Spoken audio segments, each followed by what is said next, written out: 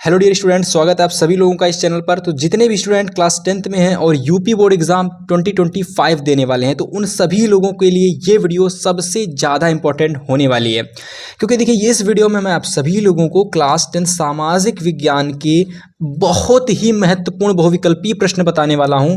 मतलब ऐसे ऐसे क्वेश्चन आज की इस वीडियो में मैं आप सभी लोगों को कराने वाला हूँ जो बोर्ड परीक्षा की दृष्टि से मान के चलिए कक्षा 10 के लिए 101% इंपॉर्टेंट क्वेश्चन है। ठीक है, कैसे क्वेश्चन है? 101% इंपॉर्टेंट क्वेश्चन है और ये सभी क्वेश्चन 2025 बोर्ड एग्जाम की दृष्टि से बहुत ज़्यादा इंपॉर्टेंट है। 101% आने की चांसेस है इन क्वेश्चंस की। तो जितने लोग चैनल पर नए आए हो, चैनल के साथ जुड़ जाइए, चैनल के साथ तैयारी स्टार्ट कर दीजिए। सभी वीडियोस आपको इस चैनल पर फ्री ऑफ कॉस्ट देखने को मिलेंगी। ठीक है, तो जितने लोग वीडियो को देख रहे हैं चैनल को सब्सक्राइब कर लें। यहाँ पर आप सभी लोगों के 20 नंबर के क्वेश्चन पूछे जाते हैं। ठीक है, टोटल कितने नंबर के क्वेश्चन आते हैं? टोटल 20 मार्क्स के क्वेश्चन पूछे जाते हैं और मैं पूरी गारंटी ले रहा हूँ कि आपने इस वीडियो को पूरा देख लिया तो मेरी पूरी गारंटी है कि बहुत सारे क्वेश्चन आपको इस वीडियो से देखने को आपके परीक्षा में ज़रूर मिलेंगे। तो जितने भी क्वेश्चन मैं आप सभी लोगों को यहाँ कराने जा रहा हूँ, सारे प्रश्न बहुत इंपॉर्टेंट हैं। कम से कम बहुत सारे क्वेश्चन हैं, बताऊंगा नहीं। सभी लोग वीडियो को लाइक कर दीजिए, चैनल पर नया हो सब्सक्राइब कर लीजिए और एक अच्छी सी नोट्स खरीद लीजिए जिसमें सारे क्वेश्चन को आप लोग तैयार करना स्टार्ट कर दीजिए। ठीक है स्टूडेंट, चलिए शुरू करते हैं, टाइम नहीं बर्बाद करेंगे। पहले क्वेश्चन पर आते हैं अपने। पहला क्वेश्चन क्या दे रखा है, सभी लोग पढ़ेंगे एक साथ कि क्या दे रखा है पहला क्वेश्चन। तो चलिए, सबसे पहला प्रश्न आप सभी लोगों का क्या है? तो सबसे पहला प्रश्न आप सभी लोगों का है कि इटली का जो एकीकरण है वो कब पूरा हुआ था। ठीक है, तो इटली का एकीकरण कब पूरा हुआ? तो बहुत सारे ऑप्शन दे रखे हैं। ऑप्शन दे रखा है 1871, ऑप्शन दे रखा है 1873, ऑप्शन दे रखा है 1790 और ऑप्शन दे रखा है सन 1787 ईस्वी में। तो बताइए मेरे भाई कि जो इटली का एकीकरण वो कब पूरा हुआ था? तो इटली का जो एकीकरण है वो सन 1871 ईस्वी में पूरा हुआ था। कब पूरा हुआ था? सन 1871 ईस्वी में। चलिए सेकंड क्वेश्चन की बात करते हैं। बहुत ही ज़्यादा वेरी वेरी इंपॉर्टेंट क्वेश्चन है, इसको टिक लगा लीजिए, सभी लोग नोट कर लीजिए। ठीक है, चलिए नेक्स्ट क्वेश्चन देखते हैं कि फ्रांसी की क्रांति कब हुई थी। तो फ्रांस की क्रांति के लिए आपको एक ऑप्शन याद रखना है, सन 1789 ईस्वी में फ्रांस की क्रांति हुई थी। तो फ्रांस की क्रांति कब हुई थी? तो आप बोलोगे कि सन 1789 ईस्वी में फ्रांस की क्रांति हुई थी। कब हुई थी? सन 1789 ईस्वी में फ्रांस की क्रांति हुई थी। अगला क्वेश्चन नंबर थर्ड कि यंग इटली, जो यंग इटली थी, इस समिति का संस्थापक कौन था? तो यंग इटली समिति का संस्थापक कौन था? गेरिबोल्डी था कि बिस्मार्क था कि काबूर था कि मैजिनी था? तो आप लोगों की जो यंग इटली समिति थी इसका जो संस्थापक था वो कौन था मेरे स्टूडेंट्स? सभी लोग बताएंगे कि मैजिनी था। कौन था? मैजिनी था। तो अगर आपके एग्जाम में परीक्षा में प्रश्न आएगा कि बताइए यंग इटली समिति का संस्थापक कौन था, तो आप क्या बताओगे कि मैजिनी था। कौन था? मैजिनी। चलिए प्रश्न नंबर 4 देख लीजिए कि राष्ट्रवाद का प्रारंभ किस देश से हुआ। तो बहुत ही ऑप्शन दे रखे होंगे लेकिन एक ऑप्शन सही होगा, वो ऑप्शन नंबर फर्स्ट आप सभी लोगों का होगा, फ्रांस। क्या होगा? फ्रांस। यानी राष्ट्रवाद का प्रारंभ जिस देश में हुआ था वह आप सभी लोगों का क्या था? फ्रांस था। ठीक है, उम्मीद करते हैं बहुत ही ज़्यादा इंपॉर्टेंट क्वेश्चन है और सभी लोग साथ ही साथ नोट करते हुए चल रहे होंगे। इन सभी प्रश्नों को नोट कर लेना, बोर्ड एग्जाम में जाकर के छाप देना। अब आते हैं प्रश्न नंबर 5 पर कि पुनर्जागरण। क्वेश्चन दे रहा है कि पुनर्जागरण युग का अभ्युदय किस देश से हुआ था। ठीक है, बहुत ही इंपॉर्टेंट क्वेश्चन है। तो जो पुनर्जागरण युग का अभ्युदय किस देश से हुआ था? रोम से हुआ था, इटली से हुआ था, ब्रिटेन से हुआ था कि अमेरिका से हुआ था? तो देखिए इसका राइट ऑप्शन हो जाएगा ऑप्शन नंबर सेकंड यानी इटली। तो इटली इसका क्या हो जाएगा? राइट ऑप्शन हो जाएगा। सभी लोग कमेंट करेंगे जिन जिन लोगों को जो जो क्वेश्चन आते थे और वो लोग ज़रूर कमेंट करेंगे जिन लोगों ने इस क्वेश्चन को तैयार करने के लिए नोट्स बनाना स्टार्ट कर दीजिए। ठीक है, सभी सब्जेक्ट के सभी इंपॉर्टेंट क्वेश्चन आपको, चाहे वो लॉन्ग क्वेश्चन हो चाहे वो बहुविकल्पी क्वेश्चन हो, सभी क्वेश्चन आपको बताए जाएंगे। बोर्ड एग्जाम से पहले आपकी 95% वाली तैयारी कराई जाएगी इस चैनल पर। ठीक है स्टूडेंट्स, तो उम्मीद करते हैं सभी लोगों को ये वीडियो पसंद आ रही होगी। तो वीडियो पसंद आ रही हो तो वीडियो को लाइक करना। हम बात करते हैं नेक्स्ट क्वेश्चन की। क्वेश्चन नंबर 6 आप सभी लोगों का है कि 1848 ईस्वी की राज्य क्रांति, जो राज्य क्रांति के फलस्वरूप, ठीक है, मतलब कि 1848 ईस्वी की जो क्रांति हुई थी, राज्य क्रांति, इसके फलस्वरूप क्या हुआ था?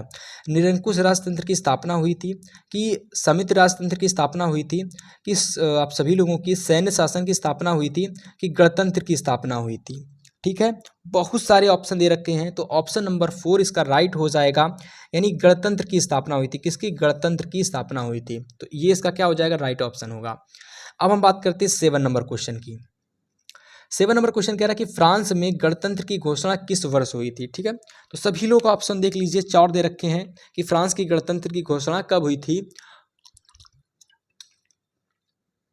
तो आपको बताना है इसमें कि फ्रांस में गणतंत्र की घोषणा कब हुई थी। 1815 ईस्वी में हुई थी कि 1830 ईस्वी में हुई थी कि 1848 ईस्वी में हुई थी कि 1871 ईस्वी में हुई थी?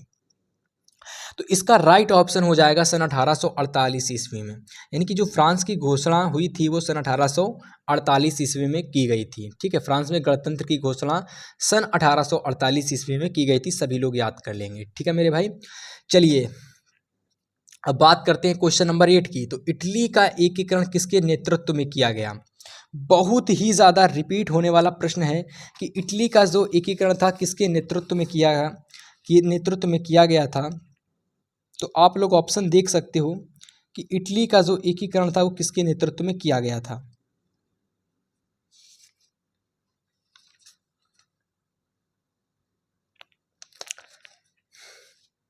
तो इसमें से 4 ऑप्शन दे रखे हैं, जिस पर गैरीबॉल्डी, सीमित राजतंत्र की स्थापना हुई। ठीक है, तो ये तो ऑप्शन ही गलत हो गया। विलियम प्रथम, नेपोलियन। तो देखिए इटली का जो एकीकरण था किसके नेतृत्व में किया गया था? तो देखिए गैरीबॉल्डी के नेतृत्व में, गैरीबॉल्डी के नेतृत्व में किया गया था। और इनका जो सही नाम था तो वो था ज्यूसेपे। क्या नाम था सही था? ठीक है, सेपे। क्या नाम सही था? ज्यूसेपे गैरीबॉल्डी इनका सही नाम था। ठीक है, थोड़ी सी प्रिंटिंग मिस्टेक हो चुकी है, कोई बात नहीं, मैंने आपको सही नाम बता दिया। इनका सही नाम था ज्यूसेपे गैरीबॉल्डी। तो इटली का एकीकरण किसके नेतृत्व में किया गया? ज्यूसेपे गैरीबॉल्डी के। आप केवल गैरीबॉल्डी याद कर सकते हो। क्या याद कर सकते हो? केवल गैरीबॉल्डी याद कर सकते हो। ठीक है, चलिए 9 नंबर क्वेश्चन की बात करते हैं। तो 9 नंबर प्रश्न है कि नेपोलियन का संबंध किस देश से था? यानी कि जो हमारा नेपोलियन था भाई, ब्रिटिश लोगों का राजा नेपोलियन, उसका संबंध किस देश से था? जर्मनी से था कि इटली से था कि फ्रांस से था कि इंग्लैंड से था? तो नेपोलियन का जो संबंध था वो फ्रांस से था। किससे था भाई? फ्रांस से था। ठीक है, नोट कर लो। अब हम बात करते हैं क्वेश्चन नंबर 10 की कि रक्त और लोग नहीं होगा, रक्त और लौह होगा। क्या होगा? रक्त और लौह। तो रक्त और लौह की नीति किसने अपनाई थी? बिस्मार्क ने अपनाई थी कि फ्रेडरिक विलियम चतुर्थ ने अपनाई थी कि मैजिनी ने अपनाई थी कि गैरीबॉल्डी ने अपनाई थी? देखो इसमें 4 ऑप्शन दे रखे हैं। ठीक है, तो रक्त और लौह की जो नीति थी वो आप सभी लोगों को याद कर लेना है कि बिस्मार्क ने अपनाई थी। किसने? बिस्मार्क ने। ठीक है स्टूडेंट, चलिए 11 नंबर क्वेश्चन की बात करते हैं। तो कह रहा है कि जर्मनी के एकीकरण में मुख्य भूमिका किसकी थी? तो जर्मनी के एकीकरण में जो मुख्य भूमिका थी वो एक नेता थे, ऑटो वॉन बिस्मार्क। उनका नाम याद कर लेना कि ऑटो वॉन बिस्मार्क ने जर्मनी के एकीकरण में मुख्य भूमिका निभाई थी। ठीक है, चलिए बात कर। तो देखिए यहाँ पर नेपोलियन दे रखा है, ऑटो वॉन बिस्मार्क दे रखा है, ज्यूसेपे गैरीबॉल्डी दे रखा है, इनमें से कोई नहीं। तो राइट ऑप्शन क्या हो जाएगा? Otto von Bismarck. यानी कि जर्मनी के जो एकीकरण हुआ था, ठीक है, किसका एकीकरण? जो जर्मनी का जो एकीकरण हुआ था उसमें मुख्य भूमिका किसकी थी? ऑटो वॉन बिस्मार्क की। इटली के एकीकरण में ज्यूसेपे गैरीबॉल्डी की। चलिए 12 नंबर प्रश्न है कि नेपोलियन बोनापार्ट की पराजय कब हुई थी? तो नेपोलियन बोनापार्ट की पराजय कब हुई थी? 1814 में हुई थी, 1815 में हुई थी, 1816 में हुई थी, 1817 में हुई थी? बताइए, सभी लोग बताइए कमेंट करके। तो राइट ऑप्शन हो जाएगा 1815 में। कब हुई थी? 1815 में। इसको नोट कर लो। 13 नंबर क्वेश्चन है कि ऑटो वॉन बिस्मार्क का संबंध किस देश से था? तो ऑटो वॉन बिस्मार्क का संबंध किस देश से था? जर्मनी से था। किससे था? जर्मनी से। नोट कर लो। ठीक है, 14 नंबर क्वेश्चन है कि निम्नलिखित में से किसे 1871 में जर्मनी का प्रथम सम्राट घोषित किया गया था? तो किसको घोषित किया गया था? विलियम प्रथम को कि विलियम द्वितीय को कि फ्रेडरिक विलियम प्रथम को कि फ्रेडरिक विलियम चतुर्थ को? देखो 4 दे रखे हैं, विलियम प्रथम, विलियम द्वितीय, फ्रेडरिक विलियम प्रथम कि फ्रेडरिक विलियम चतुर्थ। ये चारों अलग अलग थे। ठीक है, ये चारों अलग अलग थे। अब आपको ये बताना है कि इसमें से किसको जो 1871 में जर्मनी का प्रथम सम्राट घोषित किया गया था। ठीक है, तो वो आप सभी लोगों के थे कैसियर विलियम प्रथम। कौन थे? कैसियर विलियम प्रथम। यानी विलियम प्रथम जो थे ये इसके राइट ऑप्शन हो जाएंगे, बिल्कुल सही ऑप्शन ये इसका हो जाएगा। ठीक है, विलियम प्रथम, तो इसको हम लोग काइजर विलियम प्रथम भी कह सकते हैं। ठीक है, इसको क्या कह सकते हैं, कैसर कह सकते हैं, कैसर या काइजर या काइजर। ठीक है, दोनों ही कहे जाते हैं इनके नाम। तो विलियम प्रथम को निम्नलिखित में की बात कर रहा है, तो 1871 में जर्मनी का प्रथम सम्राट जिसे घोषित किया गया था वो आपके थे विलियम प्रथम। 15 नंबर प्रश्न की बात करें तो कह रहा है कि सन 1789 ईस्वी में फ्रांस किस प्रकार का राज्य था। बहुत इंपॉर्टेंट क्वेश्चन है, कह रहा है कि सन 1789 ईस्वी में फ्रांस किस प्रकार का राज्य था। तो भैया ये जो राज्य था वो असीमित राजतंत्र था। कैसा था, असीमित राजतंत्र था। बहुत ही ज़्यादा इंपॉर्टेंट क्वेश्चन है, बहुत ज़्यादा एग्जाम में पूछा जाता है ये। चलिए अब हम बात करते हैं 16 नंबर क्वेश्चन की, कि निम्नलिखित में से कौन सा देश केंद्रीय शक्तियों में सम्मिलित था। तो ऐसा कौन सा देश था जो केंद्रीय शक्तियों में सम्मिलित था। ब्रिटेन था कि फ्रांस था कि जर्मनी था कि रूस था। तो निम्नलिखित में से कौन सा देश था तो केंद्रीय शक्तियों में सम्मिलित था। ठीक है, बताइए इसका राइट ऑप्शन क्या होगा। इसका राइट ऑप्शन हो जाएगा जर्मनी। क्या हो जाएगा इसका राइट ऑप्शन, इसका राइट ऑप्शन हो जाएगा जर्मनी। अगला प्रश्न है कि जब निम्नलिखित में से ये किसका कथन है कि जब फ्रांस छींकता है तो बाकी यूरोप को सर्दी जुकाम हो जाती है। बहुत ही ज़्यादा रिपीटेड क्वेश्चन है, बोर्ड एग्जाम 2024-23 हर साल आता है, तो 2025 में ये मान के चलो ये क्वेश्चन आप सभी लोगों का 202% पूछा जाएगा। ठीक है, अब ये आप सभी लोगों को किस सेट में आएगा तो उसके लिए आप सभी लोगों को चैनल को सब्सक्राइब कर लेना है। मैं आपको बताऊंगा कि किस सेट में कौन कौन से क्वेश्चन पूछे जाएंगे, उसके लिए आप सभी लोगों को इस चैनल पर पेपर भी डेली बेसिस पर कराए जा रहे हैं। ठीक है, तो पेपर वाली वीडियोज़ को देखने के लिए चैनल को सब्सक्राइब कर लीजिए, और इसी तरीके के इंपॉर्टेंट क्वेश्चन भी देखने के लिए वीडियो को चैनल को सब्सक्राइब कर दीजिए, वीडियो को लाइक कर दीजिए। ठीक है, चलिए अब हम बात करते हैं नेक्स्ट क्वेश्चन की। तो जैसा कि आप सभी लोगों का था, मैंने इसमें आप सभी लोगों को क्या ऑप्शन राइट बताया था कि किसका कथन, जब फ्रांस सीखता है तो बाकी यूरोप को सर्दी जुकाम हो जाता है। तो ये किसका कथन था, तो ये सभी लोगों को याद कर लेना है कि ये मेटरनिक का कथन था। किसका था, मेटरनिक का। यानी जब फ्रांस सीखता है तो बाकी यूरोप को सर्दी जुकाम हो जाता है, ये किसका कथन था मेरे स्टूडेंट्सों, तो ये मेटरनिक का कथन था। किसका था, मेटरनिक का कथन। 80 नंबर क्वेश्चन की बात करें तो 80 नंबर क्वेश्चन कह रहा है कि ज्यूसेपे मैत्सिनी द्वारा संस्थापित संगठन कौन सा था। तो ज्यूसेपे मैत्सिनी द्वारा संस्थापित संगठन कौन था, बहुत ही ज़्यादा इंपॉर्टेंट क्वेश्चन है। तो ये जो आपका संगठन था वो यंग इटली था। कौन सा था, यंग इटली। ठीक है, इसको नोट कर लीजिए। 19 नंबर क्वेश्चन है कि जर्मनी संस्कृत में बॉक्स जिस्ट का आशय था। तो जर्मनी में एक बॉक्स जिस्ट नाम से एक चीज़ हुआ करती थी। क्या हुआ करती थी, बॉक्स जिस्ट नाम की एक चीज़ हुआ करती थी। तो जो जर्मनी में बॉक्स जिस्ट नाम की एक चीज़ हुआ करती थी, ठीक है, तो इसका संबंध किस देश से था। ठीक है, इसका संबंध, इसका क्या आशय था, तो इसका आशय था आम जनता से। इसका आशय किससे था, तो इसका आशय था स्टूडेंट्स आम जनता से। सभी विद्यार्थी अगर वीडियो को देख रहे हैं तो फिर से बोल रहा हूँ कि भाई प्यारा सा लाइक कर दीजिए। आप अगर लाइक करेंगे तो हमको मोटिवेशन मिलेगा, हम आप सभी लोगों के लिए 2025 बोर्ड एग्जाम के लिए और इम्पॉर्टेंट क्वेश्चन की वीडियोस आपके लिए प्रोवाइड कराएंगे। ठीक है, ये केवल बहुविकल्पी हैं, हम आपके लिए और भी इंपॉर्टेंट क्वेश्चन लॉन्ग शॉर्ट सारी प्रकार के क्वेश्चन लाएंगे, मैथ की भी वीडियो प्रोवाइड कराएंगे। चैनल को सब्सक्राइब करिए, थोड़ा सा सपोर्ट करिए। 20 नंबर क्वेश्चन है कि ज्यूसेपी। अब देखिए यहाँ पर प्रिंटिंग मिस्टेक हो जाती है, इसका नाम होता है ज्यूसेपी। आप याद कर लेना, जो मेजनी का संबंध था वो किससे था, तो मेजनी का जो संबंध था जर्मनी के एकीकरण से था। किससे था, जर्मनी के एकीकरण से। बहुत बार इस प्रश्न को रिपीट किया हूँ मैं। 21 नंबर क्वेश्चन है कि वियना की संधि कब हुई थी। बहुत ही ज़्यादा इंपॉर्टेंट क्वेश्चन है कि भैया जो वियना की संधि थी कब हुई थी। ऑप्शन देख लीजिए, 1814 दे रखा है, 1815 दे रखा है, बहुत सारे ऑप्शन दे रखे हैं।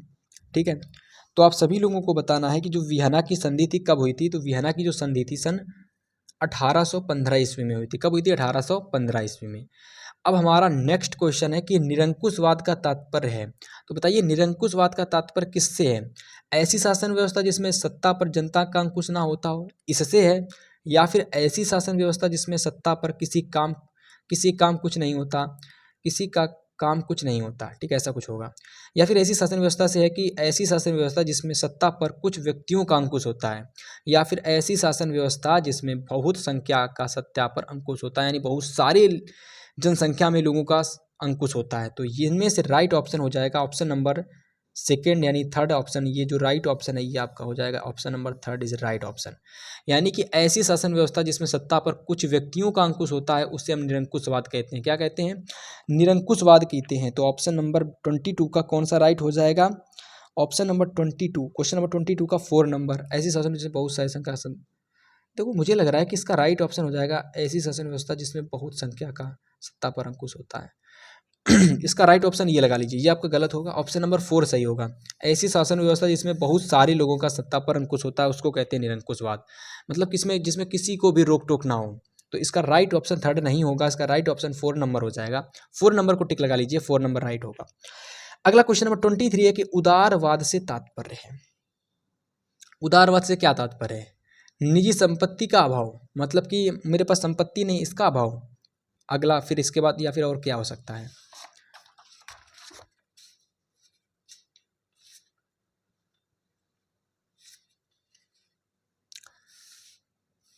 या फिर राज्य द्वारा आर्थिक गतिविधियों पर पाबंदी, या फिर ऑप्शन नंबर थर्ड व्यक्ति को स्वतंत्रता तथा कानून के समक्ष समानता, या फिर कुछ लोगों के हाथ में शासन की शक्ति।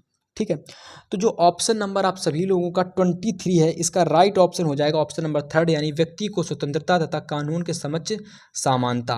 उदारवाद का मतलब होता है व्यक्ति को स्वतंत्रता तथा कानून के समक्ष में समानता प्रदान करना उदारवाद कहलाता है, ऐसा समझ सकते हो।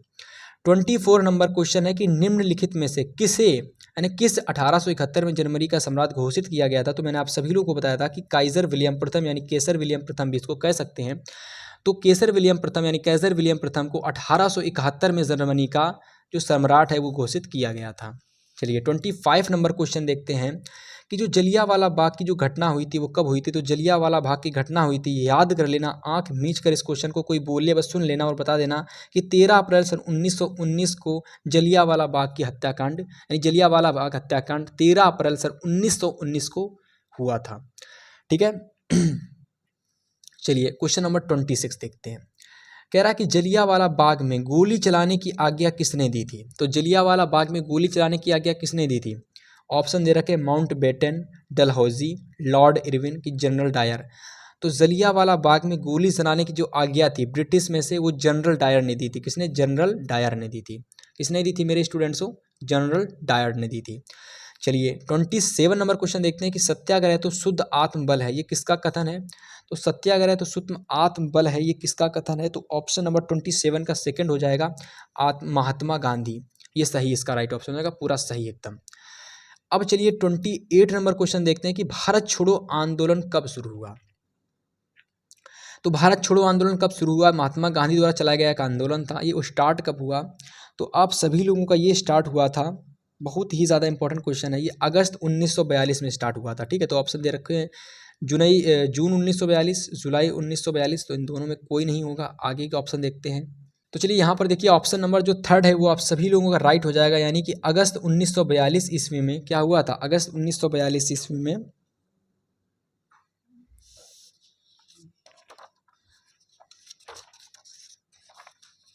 भारत छोड़ो आंदोलन शुरू हुआ था। ठीक है।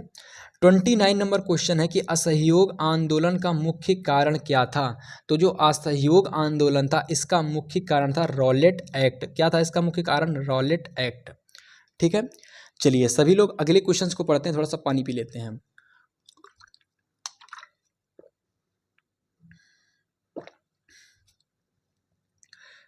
तो क्वेश्चन नंबर 30 कह रहा है कि करो या मरो का नारा किसका था? तो जो ये करो या मरो का नारा था ये किसका था? सुभाष चंद्र बोस का था, कि चंद्रशेखर आज़ाद का था, कि भगत सिंह का था, कि महात्मा गांधी का था? तो ये जो करो या मरो का जो नारा था, ठीक है, ये था महात्मा गांधी का। किसका? महात्मा गांधी का। पूरा चैप्टर ही यार आप सभी लोगों का महात्मा गांधी पर डिपेंड है। ठीक है, तो अधिक से अधिक जो सही ऑप्शन है वो भी महात्मा गांधी के हित में ही जाएंगे। ठीक है, वही होंगे जो होंगे इसके कर्ता धर्ता। 31 नंबर क्वेश्चन है कि भारत वापस आने पर गांधी जी ने पहला सत्याग्रह कहाँ किया था? तो सभी लोगों को इसका राइट ऑप्शन पता होना चाहिए। राइट ऑप्शन पता क्या होना चाहिए? चंपारण। पता होना चाहिए कि चंपारण में सबसे पहले महात्मा गांधी ने अपना, यानी कि महात्मा गांधी ने अपना पहला सत्याग्रह कहाँ किया? तो चंपारण में। अगला क्वेश्चन नंबर 32 है कि भारतीय राष्ट्रीय कांग्रेस की स्थापना कब हुई? तो भारतीय राष्ट्रीय कांग्रेस की स्थापना कब हुई? तो 1885 ईस्वी में। कब हुई थी? सन 1885 ईस्वी में, याद कर लेना। अगला नंबर क्वेश्चन है 33 कि महात्मा गांधी ने असहयोग आंदोलन कब प्रारंभ किया।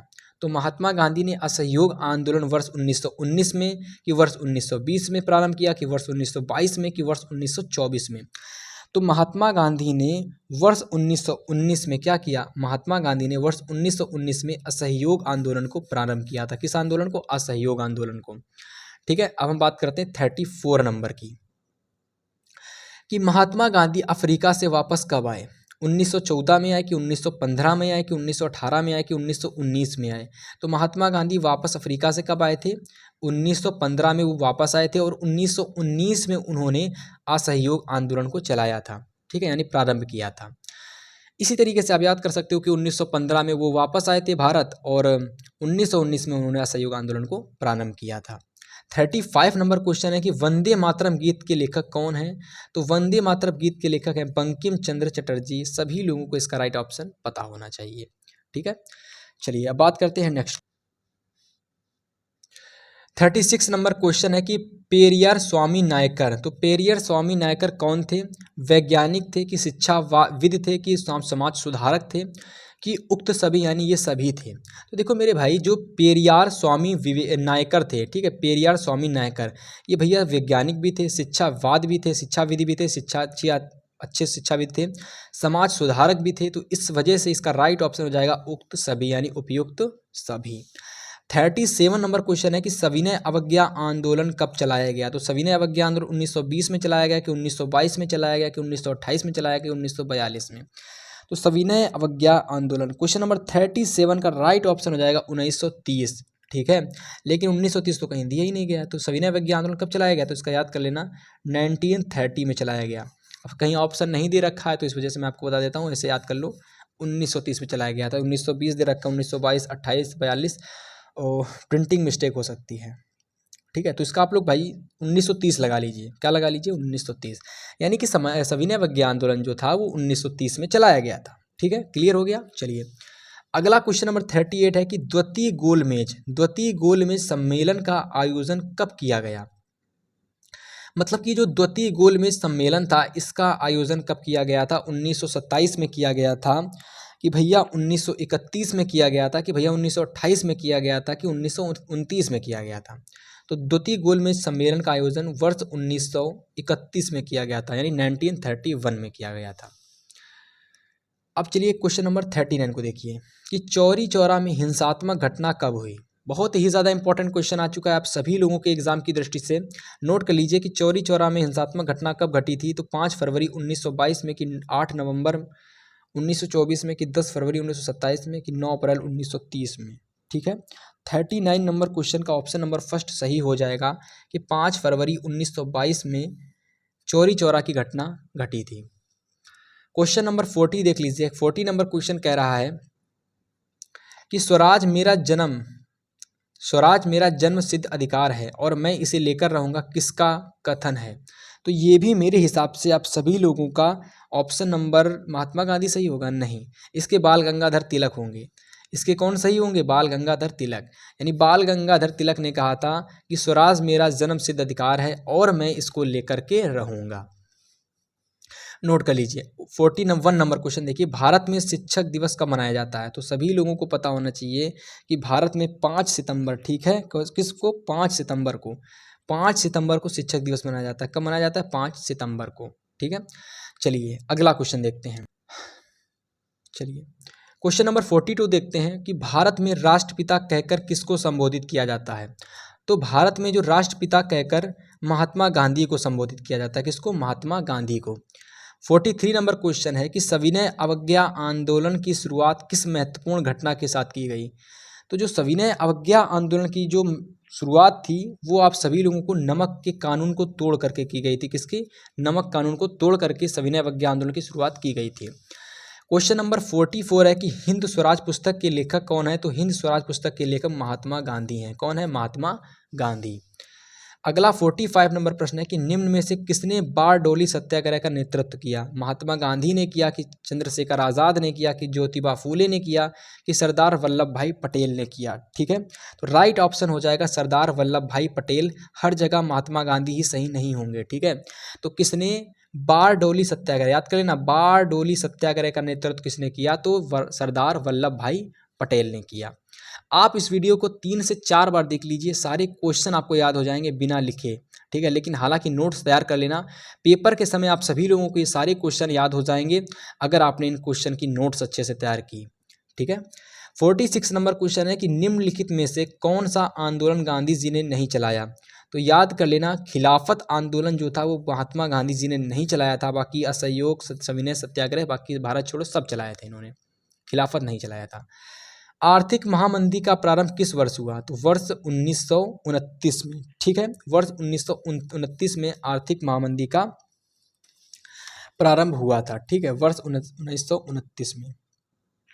अब हम बात करते हैं अफ्रीका में रिंडरपेस्ट क्या था? तो अफ्रीका में जो रिंडरपेस्ट एक बीमारी थी जो कि पशुओं में हुई थी, ठीक है। तो बात करते हैं इसके ऑप्शन की।